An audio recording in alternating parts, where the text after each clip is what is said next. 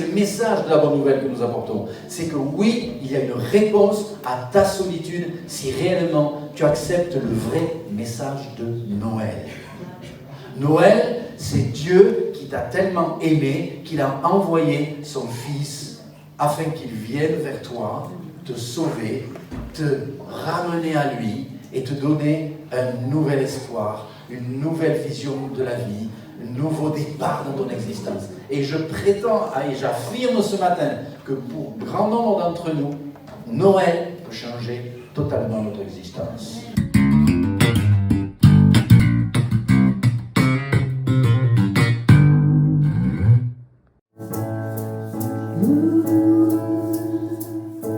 Sans besoin d'être aimé, d'un amour sans limite, que ta grâce coule en moi, sans besoin de pardon, de la bonté d'un sauveur,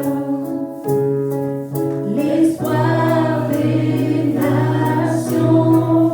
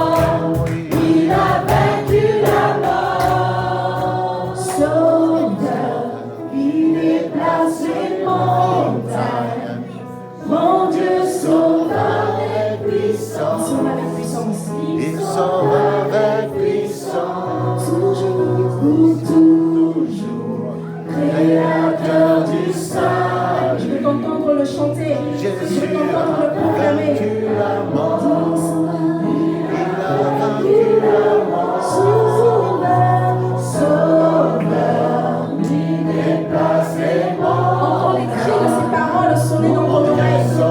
Il sonne avec puissance le Créateur. Il sonne avec puissance Jésus. Toujours, Créateur du salut, Jésus a vaincu. Le même soldat qui est venu parmi nous, il a vaincu la mort. Oh, Sauveur, Sauveur, il déplace les morts. Mon Dieu sauve avec puissance, il sauve avec puissance. Toujours,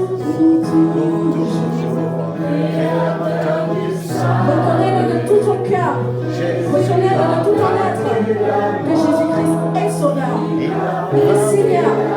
Sauveur, Sauveur, il déplace les morts. Mon Dieu sauve avec puissance, il sauve avec puissance. Créateur du salut, Jésus a vaincu la mort. Il a vaincu la mort. Sauveur, Sauveur, il déplace les montagnes. Mon Dieu sauve avec puissance, il sauve avec puissance. Toujours, Créateur du salut, Jésus a vaincu la mort. Il a vaincu la mort. Alléluia. Alléluia. Reconnais-le que Jésus a vaincu la mort. Reconnais-le. Grâce à lui, nous avons la vie. Grâce à lui, nous avons la liberté. Alléluia. Alors nous allons encore le déclarer. Yeshua. Yeshua. Yeshua. Jésus. Toi qui es présent et qui es parmi nous. Agis pleinement, Seigneur. Agis pleinement, Père. Manifeste-toi. Manifeste-toi, Seigneur. Ce matin, nous voulons te donner toute la gloire. Nous voulons te donner tout l'honneur. Nous voulons te donner toute notre adoration. Yeshua.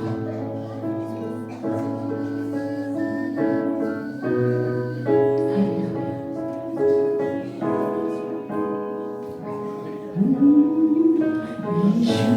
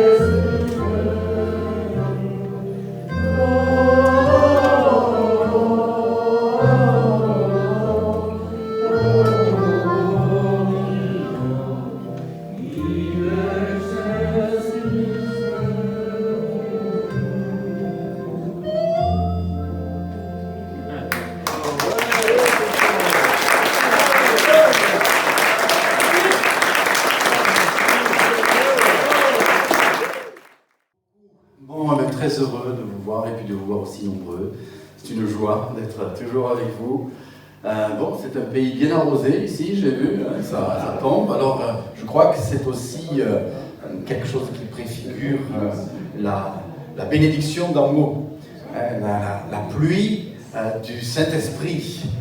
Croyons que nous sommes dans un temps particulier. Je disais hier à toute l'équipe qui était réunie, si on regarde les infos, si on regarde les nouvelles, c'est extrêmement triste, morose, compliqué. Mais si on regarde l'évangile, que veut dire l'évangile? Vous le savez tous.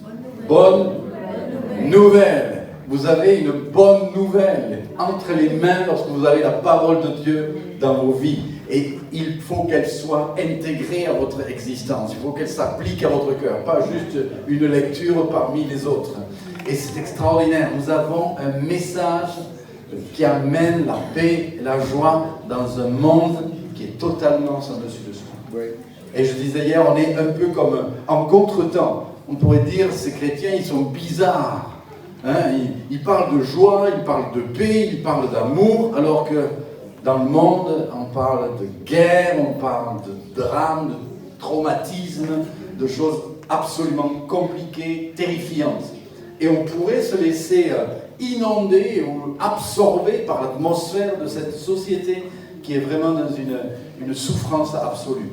Notre rôle, eh bien, c'est d'être là comme les pompiers du Seigneur, comme étant le salut du Seigneur, comme étant les secouristes du Seigneur, parce que nous avons l'espérance, nous avons la foi, et nous croyons que celui qui nous a transformés, alléluia, et qui est encore en train de le faire, à moins que vous soyez déjà parvenu au bout, hein, eh bien, il est capable de transformer cette société, et nous le croyons vraiment, fortement, parce que Jésus a promis qu'il allait établir son règne. Et son règne n'aura pas de fin. Un règne de paix, un règne de justice et un règne d'amour. Aujourd'hui, on parle de Noël. On annonce, eh bien, on rappelle ce temps extraordinaire qu'est la nativité, ce miracle, parce que c'est de miracle qu'on parle quand on parle de la nativité. Et moi, j'aimerais ce matin, eh bien, faire un exposé qui ne va pas être long, qui va être court, rassurez-vous, mais je relisais ces textes magnifiques. Je me suis dit peut-être qu'avec les enfants, ils vont nous lire tous les textes. Bon, vous ne l'avez pas fait, donc je suis obligé de le faire. Mais dans l'évangile de Matthieu, au chapitre 2, au verset 1 à 12, voici ce qu'il est dit. Jésus étant né à Bethléem, en Judée, au temps du roi Hérode, voici des mages d'Orient arrivèrent à Jérusalem. Et ils dirent, où est le roi des Juifs qui vient de naître? Car nous avons vu son étoile en Orient, et nous sommes venus pour l'adorer. Le roi Hérode, ayant appris cela, fut troublé, et tout Jérusalem avec lui.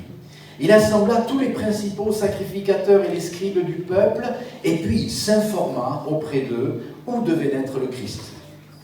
Ils lui dirent, à Bethléem, en Judée, car voici ce qui a été écrit par le prophète.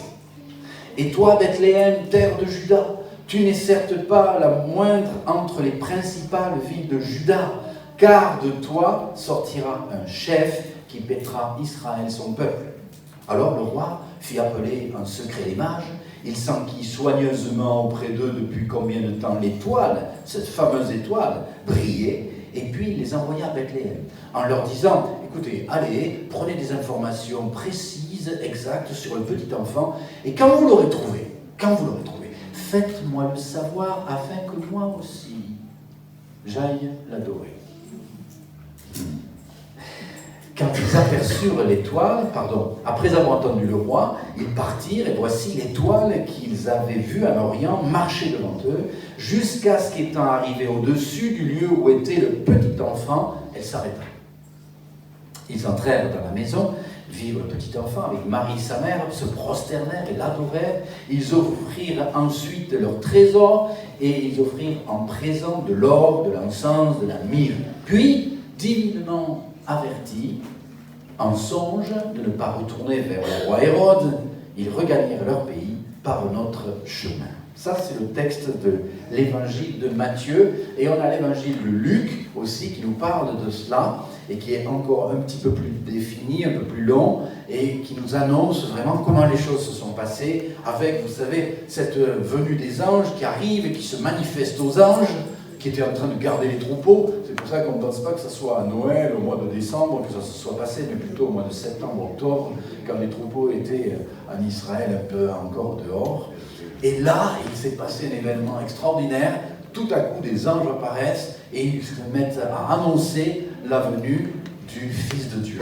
Et les anges sont totalement... Les bergers sont complètement abasourdis. Vous savez, les bergers étaient très mal vus à l'époque. C'était des personnes vraiment un peu le rebut de la société. Et c'est à eux que les anges annoncent la bonne nouvelle que Jésus, le Fils de Dieu, vient dans l'humanité. Extraordinaire. Jésus choisit les choses faibles, les choses méprisées, les choses viles. Donc si tu te sens au fond de toi, eh bien, petit, écrasé, malmené, abandonné, c'est à toi que Jésus se révèle en premier. Alléluia, c'est une bonne nouvelle, ça. Et voilà que, eh bien, il se révèle à ses anges. Ensuite, comme nous l'avons lu, eh bien, il fait venir de loin des mages. Alors, ces mages, ils viennent d'un endroit assez éloigné, hein, on pourra en parler. Mais ce qui est extraordinaire, c'est qu'autour de la naissance de Jésus, il y a un rapprochement des gens. Les gens viennent un peu de partout. Alors on le voit hein, dans les crèches, quand on a le berger, on a le forgeron, on a les gens qui arrivent un peu de partout, qui se rassemblent comme attirés par un aimant dans cet endroit, cette crèche, ce Bethléem. Et je voudrais vraiment m'arrêter là-dessus avec vous, c'est que si ces textes sont vraiment extraordinaires et magnifiques, et puis on est bercé de ces passages Noël après Noël, hein, bien que aujourd'hui le monde et autour de nous, dans notre beau pays de France, on fait tout pour éliminer les crèches et tout ce qui parle de Jésus. Hein, laïcité, fausse laïcité oblige, on va dire. Eh bien, pour autant, eh bien, cette histoire, elle a bercé notre enfance et elle revient chaque fois, et on est heureux de l'entendre. Mais pour autant, eh bien, aujourd'hui, on sait très bien que dans notre société, Noël n'est plus ce que la Bible nous annonce. Noël, c'est une fête commerciale, essentiellement, dans laquelle, eh bien, oui, on se réunit, on fait de bonne bouffe, passez-moi l'expression, voilà. Mais pour autant, derrière Noël, il y a énormément de douleur, de chagrin et de solitude. Et je voudrais juste m'arrêter un instant là-dessus, c'est que ces textes aussi magnifiques que nous venons de lire et qui nous parlent de rassembler des personnes, eh bien, aujourd'hui, sont comme un décalage aussi par rapport à la réalité de notre société. Est-ce que vous savez qu'en France, plus de 18 millions de personnes vivent la solitude? Et que la période de Noël est la période la plus difficile et la plus douloureuse pour grand nombre de nos concitoyens. La solitude qui est due, eh bien, parfois à des séparations, à la maladie, à des enfants qui se retrouvent plus ou moins abandonnés dans des familles et des couples déchirés et qui ne sont voués qu'aux écrans pour essayer de remplir un petit peu le vide existentiel dans lequel ils sont. Une solitude que l'on voit à tous les coins de rue, elle est bien là, elle s'est imposée, elle a peu à peu pénétré nos villes et nos villages. Et on le voit au travers des familles qui sont totalement disloquées. Et ce que nous vivons ici, ce que nous vivons ce matin, et c'est quelque chose qui est extraordinaire. Oui, peut-être qu'au milieu de nous, certains vont dire, oui, mais moi je suis seul, ou je suis seul, ou je vis quelque chose de seul, je ne sais pas comment je vais passer Noël, je ne suis pas bien. Mais nous sommes une famille. Et le christianisme et le message de l'évangile, c'est que, oui, tu peux être seul, mais on est rassemblés aujourd'hui. Et on pense ensemble à ce sauveur de gloire qui est venu, parce que lui, il est venu pour apporter, il y a 2000 ans, une réponse à ta solitude. Et c'est le message de la bonne nouvelle que nous apportons. C'est que oui, il y a une réponse à ta solitude si réellement tu acceptes le vrai message de Noël. Noël, c'est Dieu qui t'a tellement aimé qu'il a envoyé son Fils afin qu'il vienne vers toi, te sauver, te ramener à lui et te donner un nouvel espoir, une nouvelle vision de la vie, nouveau départ dans ton existence. Et je prétends et j'affirme ce matin que pour grand nombre d'entre nous, Noël peut changer totalement notre existence. Si nous recevons le message que le Seigneur a révélé au travers de cela. Donc c'est un message qui a 2000 ans, oui, inouï, mais qui vient nous chercher encore aujourd'hui en 2025 et bientôt 2026. Extraordinaire, l'actualité, toujours l'actualité de Dieu. Dieu reste le même hier, aujourd'hui, éternellement. Et puis on parle de cette fameuse étoile, et j'aimerais en parler un petit peu. Vous avez vu, je vous l'ai lu, où il est dit que ces hommes, ces mages qui viennent d'Orient, eh bien ils sont venus guidés par une étoile. C'est un phénomène assez exceptionnel, ça. Imaginez, ces hommes, ces mages, ces érudits, ces savants, eh bien, ils habitent à plus de 1400 km de Bethléem, en Babylonie, entre le Tigre et l'Euphrate. À l'époque, pour parcourir ces 1400 km, on ne pouvait pas traverser les déserts, donc il fallait faire en plus un chemin beaucoup plus long. Eh bien, il leur fallait minimum 120 jours de marche. Et pendant ces 120 jours, ils avaient les yeux rivés au ciel, ils attendaient chaque nuit que les étoiles paraissent, et puis tac, ils avaient repéré une étoile particulière dans le ciel qui annonçait la venue d'un grand roi. Vous allez dire, mais d'où ils ont sorti ça, les gars? C'est astronomes, certains ont dit astrologues, un peu un mélange de tout ça, mais comment ils ont connu cela? Il faut savoir que, eh bien avant cet événement de l'étoile de Bethléem, le peuple juif avait été déporté en Babylonie. Et vraiment le prophète Daniel, cet homme qui a été vraiment utilisé par Dieu, a prophétisé, eh bien, il avait laissé des traces, et le peuple juif qui était passé dans cette région avait laissé des manuscrits. Et dans ces manuscrits, il y en a un dans le livre des Nombres, au chapitre 24, verset 17, où il était dit « Je vois, mais non maintenant, je contemple de près un astre, une étoile qui sort de Jacob, un sceptre qui s'élève sur Israël. » Donc il y avait des prophéties bibliques, et ceux qui savaient chercher et lire dans les manuscrits sacrés avaient découvert qu'à un moment donné, il y aurait une étoile qui paraîtrait, et que cette étoile annoncerait un événement majeur pour l'humanité. Et ces hommes recherchaient et scrutaient le ciel pour découvrir qu'est-ce que signifiaient ces textes sacrés. Et je pense qu'aujourd'hui, eh bien, je vous ai dit, ces hommes ont parcouru plus de 1400 km. Ils ont mis tous leurs efforts pour aller apporter des présents à un bébé qui venait de naître. Non mais franchement, il faut vraiment la foi, quoi. Et quelle conviction, quel discernement que seul le Saint-Esprit pouvait mettre dans le cœur de ces hommes pour faire un tel chemin. Et je voudrais vous poser la question, quel chemin, combien de kilomètres êtes-vous prêts pour rencontrer Jésus? Combien de chemins êtes-vous prêts à investir pour trouver Jésus? Et je m'adresse peut-être à ceux qui ne le connaissent pas encore aujourd'hui. Aujourd'hui, il est facile de rencontrer ton Sauveur. Il est à ta portée. Tu n'as pas besoin de traverser des déserts et de faire des kilomètres et des kilomètres. Aujourd'hui, si tu entends le message de la bonne nouvelle de l'Évangile, aujourd'hui, c'est le jour du salut. C'est le jour où Noël peut prendre un sens tout à fait nouveau pour toi. Et j'aimerais que tu ne passes pas à côté de ce message. Alors, vous avez vu, il y avait un roi en Israël, Hérode. Et lui, quand il a entendu qu'il y avait un autre roi qui devait naître, eh bien, il s'est senti concurrencé. Il a commencé à éprouver une peur, une crainte. Il a dit, c'est pas possible, c'est moi le roi.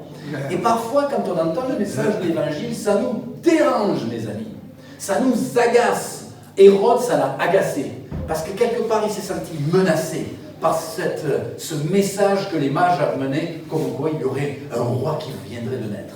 Et j'aimerais vous dire, parfois le péché qui t'habite, les attitudes, les dépendances, les problèmes que tu traverses, les mauvaises choses qui t'accaparent, eh bien, te font réagir à l'écoute de l'évangile. Et peut-être que ce que je dis là, ça te dérange au fond de toi, parce que tu as envie de continuer à vivre tes passions, tes envies, à vivre vraiment dans tes habitudes, alors que le message de l'évangile vient te rejoindre et te dit « Je veux t'aider, je t'aime et je ne veux pas te laisser dans la situation où tu te trouves aujourd'hui. » Et c'est un appel que Dieu adresse à chacun de nous. On peut se cacher des autres, on peut être vraiment habillé, avoir bonne mine, etc. On est parfois surpris, quand on parle de terrorisme, de découvrir qu'il y a des gens avec qui on a vécu pendant 10 ans, qui étaient sympathiques, qui souriaient dans la rue, à qui on disait bonjour tous les jours, et puis qui un jour vont poignarder quelqu'un à côté. On se dit, mais qu'est-ce qui s'est passé? Eh bien c'est pareil, on peut avoir une façade, on peut avoir une apparence, on peut paraître très jovial, très ceci, et au fond, être agacé parce qu'on est tenu, lié par des passions, des vices, des choses qui nous détruisent. Et le message de Noël vient quelque peu nous déranger comme ça a dérangé le roi Hérode. Mais vous n'êtes pas des Hérodes ou des Hérodias. Vous êtes appelés à être des enfants de Dieu. Et Jésus nous appelle aujourd'hui et à nous tourner vers lui. Et qu'est-ce qu'ils ont amené, ces mages? C'est intéressant. Il est dit que ces mages, lorsqu'ils ont vu l'étoile arriver à Bethléem et se poser sur Bethléem, d'abord, ils furent tout joyeux.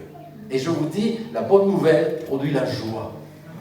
La joie. Hier, je disais, il y a un passage que j'aime beaucoup dans les épîtres de Paul, dans l'épître aux Philippiens, c'est le 4.4 de l'Évangile. C'est Philippiens 4, chapitre 4, verset 4, qui dit « Réjouissez-vous toujours dans le Seigneur. » Je le répète, réjouissez-vous. La joie est un fruit de l'action du Saint-Esprit dans ta vie. Et si ta vie est remplie de morosité, de tristesse, raccroche-toi à Jésus. C'est lui qui est la source de ta joie. On l'a dit tout à l'heure, c'est la source de toute notre joie, de notre vie. Et lorsque ces fameux hommes sont arrivés et qu'ils ont vu l'étoile s'arrêter sur cette petite étable dans un coin de Bethléem, ils furent tout joyeux. Et c'est le prophète Michée qui, bien des années, avait annoncé par prophétie cet événement qui va dire « Et toi, Bethléem Ephrata, petite ville entre les milliers de Juda, de toi sortira pour moi celui qui dominera sur Israël et dont l'origine remonte aux temps anciens, aux jours d'éternité. » Extraordinaire. Et moi, ça m'interpelle. Quand je lis des choses comme ça, comme dans Michée, qui, des centaines et des centaines d'années, avait reçu cette révélation qu'à un moment donné, le Fils de Dieu allait naître, s'incarner dans l'existence d'un petit enfant pour devenir le sauveur du monde, je me dis, mais aujourd'hui, mes amis, il y a des prophéties bibliques qui sont là, en train de s'accomplir sous nos yeux. Est-ce qu'on en est conscient? Tout ce qui se passe dans notre société entre 2025, tout ce qui se passe aujourd'hui sur la terre d'Israël, tout cela correspond à des paroles prophétiques qui ont été annoncées depuis des centaines et des centaines d'années. Est-ce qu'on en est conscient ou est-ce qu'on vit notre vie justement dans l'inconscience? Est-ce qu'on est conscient qu'aujourd'hui, eh bien, l'horloge du temps arrive à son terme et que Jésus est prêt à se manifester pour établir son règne? Est-ce qu'on est conscient que dans cette période troublée, eh bien, la lumière va poindre et va, comme cette étoile, traverser le ciel? Est-ce qu'on est conscient que la parole de Dieu, toujours vraie, toujours actuelle, est prête à s'accomplir aujourd'hui dans notre société? Moi, je crois. Et je m'y prépare. Oui, les jours ne sont pas faciles, mais je sais en qui j'ai cru. Et je sais que Jésus est venu pour chercher et sauver ceux qui étaient perdus. Et aujourd'hui, notre message pour toi, pour nous, et pour tous ceux qui nous entourent, c'est « Il n'y a qu'un seul chemin ». Ce chemin, eh bien, conduit à Christ lui-même, parce qu'il est le chemin. Et cette étoile qui brille, c'est encore lui qui a dit « Je suis la lumière du monde ». Celui qui m'accepte ne sera plus dans les ténèbres, mais il aura la lumière de la vie. Et ce matin, il est possible pour toi que la lumière de la vie vienne habiter tes sombres nuits, ta sombre existence. C'est possible, mais il faut accepter Jésus. Je faisais un enterrement il y a quelques semaines d'un ami qui est parti trop tôt, 62 ans, et qui m'aidait beaucoup à l'apiculture. Et on était peut-être 250 ou 300 personnes au cimetière. Et je leur disais, mes amis, est-ce que vous êtes conscients que certains d'entre vous, demain, ne seront peut-être plus là? Ou dans un mois, ou dans un an, ou dans 10 ans, ou dans 20 ans. Mais de toute manière, on est tous appelés à disparaître de cette terre. Mais, si nous mettons notre confiance en Jésus, si nous lui ouvrons notre cœur, si nous nous demandons pardon pour nos péchés, si nous disons, Jésus, je ne veux plus être l'homme que j'ai été, je viens à toi tel que je suis, je reconnais que tu es venu dans le monde pour sauver le monde, que tu t'es incarné, toi, le Dieu puissant, tu as pris la condition d'un homme afin que moi, qui ne suis qu'un pécheur, eh bien, je devienne un enfant de Dieu. Waouh, quel échange, mes amis! Dieu s'est fait homme afin que moi, je devienne enfant de Dieu. Afin que je retrouve la nature pour laquelle Dieu m'avait créé, la nature divine. Extraordinaire. Donc aujourd'hui, moi je voudrais juste nous donner cet avertissement, ou nous inviter à dire, mais, waouh, qu'est-ce qu'on fait de cette bonne nouvelle de l'Évangile? Est-ce qu'on y répond? Ces mages, ils sont arrivés, ils ont amené de l'or. L'or nous parle de la royauté. L'or, on l'offre au roi. Et quand les mages sont arrivés, c'est qu'ils ont reconnu dans ce petit bébé, waouh, mais ça c'est fou ça, reconnaître dans ce petit bébé, moi imaginez, je regarde les enfants ici, puis je dis tiens lui, il va être le Premier ministre dans quelques décennies, dans notre pays. Vous allez dire, comment tu as fait pour le savoir? Une révélation. Alors je ne sais pas pour lui, mais en tout cas, une chose est certaine, c'est que les mages ils ont, le Fils de Dieu est là, le roi des rois et le Seigneur des seigneurs. Extraordinaire! Extraordinaire! Une révélation. Et ils ont ramené de l'or en disant, voilà, de l'or, parce que cet enfant est roi. Et puis ils ont amené de l'encens. L'encens, on l'amène à Dieu. Hein, on offre l'encens, ça parle du divin. Il est pleinement Dieu, ce petit enfant à la crèche, qu'on va souvent gardé comme étant le petit Jésus, est devenu le roi des rois, et c'est à lui qu'on apporte l'encens, comme on l'a fait ce matin dans la louange. On apporte à notre Dieu vraiment le parfum de nos cœurs et de nos âmes, et on l'adore en esprit et en vérité. Et puis, on a d'autres, dans les mages, il y a un autre présent qui a été amené, eh bien c'est la myrrhe. Et la myrrhe, eh bien, on s'en servait pour plusieurs choses, et deux particulières. La myrrhe servait, eh bien, dans une décoction pour, on la donnait aux suppliciés pour calmer la souffrance, et ensuite on s'en servait pour embaumer les morts. Et ce cadeau-là nous parle par avance. Ils ont anticipé, ces mages, ils voyaient la mort, la souffrance et la mort de ce roi de gloire qui allait accepter, en offrant sa propre vie, de prendre notre condition et accepter de mourir afin que de pécheurs que nous sommes, nous devenions saints en lui. Afin que, séparés de Dieu, nous devenions à nouveau réconciliés avec Dieu. Ça, c'est le ministère du Seigneur. Et ces mages venus d'Orient, plus de 1400 km, voilà le message qu'ils portaient dans leur cœur. Et voilà le message qu'ils nous donnent aujourd'hui. Aujourd'hui, c'est un jour de salut. Si tu entends sa voix, ne ferme pas ton cœur. Mais approche-toi de Jésus. Fais le choix de le suivre. Donne-lui ta vie. Tu as tout à gagner. Tu n'as rien à perdre. Si, que des saletés. C'est glorieux de se confier à Jésus. Alors, je voudrais vous exhorter encore, pour finir, aujourd'hui, par ce message, Dieu nous invite à ne pas continuer sur notre ancien chemin. Ces mages qui venaient d'Orient, ils ont fait ce bout de chemin, puis il est dit qu'ensuite, avertis divinement, eh bien ils sont repartis par un autre chemin. Ça me parle. Aujourd'hui, tu es averti divinement. Pas parce que Jean-Hubert est un ange, pas parce que l'église ici est une église parfaite, mais parce que le message que nous apportons est un message qui est décisif pour ton éternité. Avertis divinement, il brille à notre chemin. Aujourd'hui, tu peux changer de chemin, tu peux changer de vie, tu peux recommencer sur une existence nouvelle, une existence nouvelle. Il suffit simplement que tu dises ceci en vérité. Jésus, je viens à toi tel que je suis. Est-ce qu'on pourrait tous ensemble le dire? Comme ça, vous êtes dans la masse. Jésus, je viens à toi tel que je suis. Je reconnais que tu as été donné par le Père et tu es venu dans ce monde afin de naître en moi et de me donner une vie nouvelle. Pardonne mes péchés et conduis-moi sur la voie de l'éternité. Je te fais confiance.